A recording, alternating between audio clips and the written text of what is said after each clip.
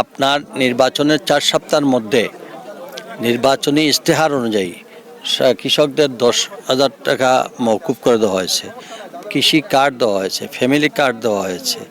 এত অল্প সময়ের মধ্যে এবং কি এবার শ্রমিক বান্ধব সমস্ত বাংলাদেশে এই প্রথমবারের মতো, হ্যাঁ, সব কলকারখানার শ্রমিকরা যারা বন্ধ ছিল তারাও পর্যন্ত তাদের বেতন বোনাস, তাদের বকেয়া বেতন সহ সব পরিশোধ হয়েছে।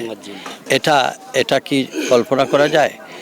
এই সরকারের আমলে 9টা থেকে অন্য বিগত বহু সরকার, আমাদের সরকার ছিল, কিন্তু 9টায় অফিস সেন্ট্রালি কোনো সময় হয়তো না। এখন প্রধানমন্ত্রী যেখানে 9টায় চলে যায় সেখানে তো সবাই উনি সচিবালয়ে অফিস করতেছেন, যেহেতু জনগণের যে ফাইলগুলো যেতে আগে প্রধানমন্ত্রীর কার্যালয়ে যেত আসতে আসতে 1 সপ্তাহ, এখন একদিনই হয়ে যায়। তো একটু সময় দেন। আমরা এখানে আমি যেহেতু জনগণ আমাকে ভোট দিয়ে নির্বাচিত করেছে, আমি তো বলেছি 1 বছরের মধ্যে একটা কিছুটা হলেও দৃশ্যমান পরিবর্তন দেখবেন।